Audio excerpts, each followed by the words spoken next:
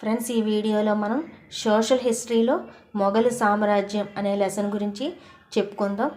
ఈ లెసన్లో మొఘలు సామ్రాజ్య పాలకులు అంటే మొఘలు సామ్రాజ్యాన్ని పాలించిన వారు, అలాగే వారి యొక్క కాలంలో సామాజిక, రాజకీయ మరియు ఆర్థిక జీవనం గురించి, కళ, వాస్తుశిల్పం వీటన్నిటి గురించి మనం చర్చించుకుందాం.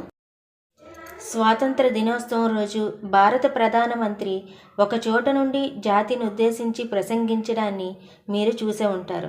దీనినే ఎర్రకోట అంటారు. ఈ కోటను షాజహాన్ నిర్మించాడు. ఇతడు మొఘలు సామ్రాజ్యానికి చెందినవాడు. మధ్యయుగ భారతదేశ చరిత్రలో మొఘలుల అభ్యున్నతి గొప్ప మార్పులను తీసుకొచ్చింది. వీరు పరిపాలన విధానంలో అవలంబించిన నూతన పోకడలు వారి పరిపాలన అనంతరం భారత ఉపఖండాన్ని పాలించిన రాజులకు ఒక రాజకీయ వారసత్వాన్ని మిగిల్చాయి. మొఘలు సామ్రాజ్యంలో పాలకులు.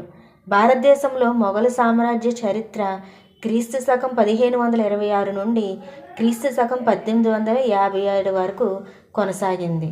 వీరు పరిపాలన విషయంలో గట్టి పునాదులు వేశారు.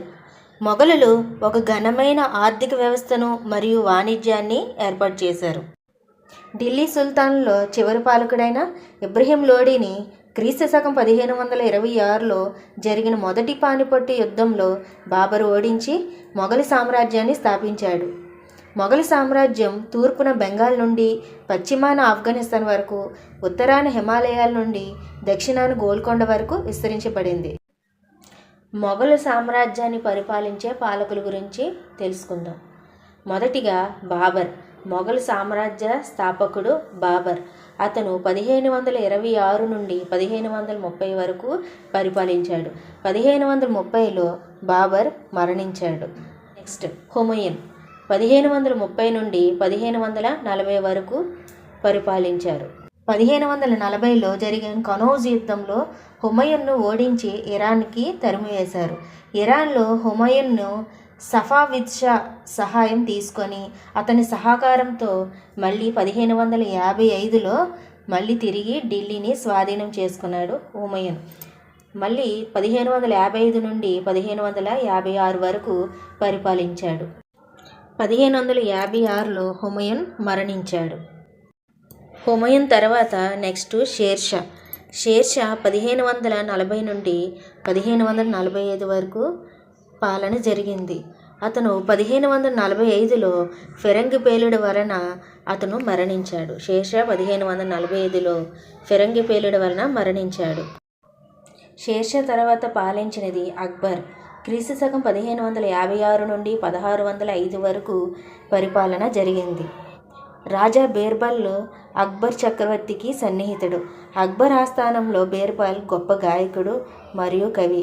అక్బర్ అతని వల్ల ఎక్కువగా ప్రభావితుడు అయ్యేవాడు. అహ్మద్ నగర్ రాణి అయిన చాంద్ బీబీ అక్బర్ అధికారానికి వ్యతిరేకించిన మహిళ.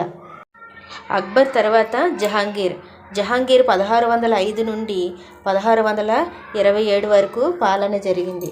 అక్బర్ వారసుడు సలీం జహాంగీర్ ప్రపంచ విజేత అనే బిరుదుతో సింహాసనాన్ని అధిష్ఠించాడు. అతనికి పక్షులంటే అమితమైన ప్రేమ.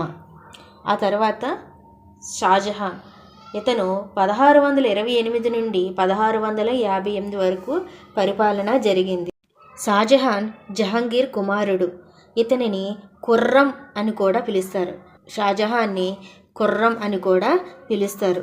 ఇతను క్రీస్తు శకం 1658లో షాజహాన్ కుమారుల మధ్య వారసత్వంపై వివాదం జరిగింది. చివరకు ఔరంగజేబు సింహాసనాన్ని అధిష్ఠించాడు. ఔరంగజేబు 1658 నుండి 1707 వరకు పరిపాలన సాగించాడు. ఇతను షాజహాన్ యొక్క చిన్న కుమారుడు. ముస్లిం మతాచారముల పట్ల శ్రద్ధాభక్తులు కలిగి ఉండి ఖురాన్ బోధనలకు అనుగుణంగా తన జీవితాన్ని గడిపాడు. ఔరంగజేబు క్రీస్తు శకం 1685లో బీజాపూర్, క్రీస్తు శకం 1687లో గోల్కొండను జయించాడు. అతని మరణం తర్వాత అతని కొడుకుల మధ్య వారసత్వం పోరాటం జరిగింది. అతని మరణం తర్వాత కొడుకుల మధ్య వారసత్వ పోరాటం జరిగింది. ఫ్రెండ్స్, ఈ వీడియో పూర్తయింది. ఇప్పుడు వరకు మొఘల్ సామ్రాజ్యం మొఘలుల యొక్క పాలన, వారి యొక్క కాలం గురించి మనం చెప్పుకున్నాం.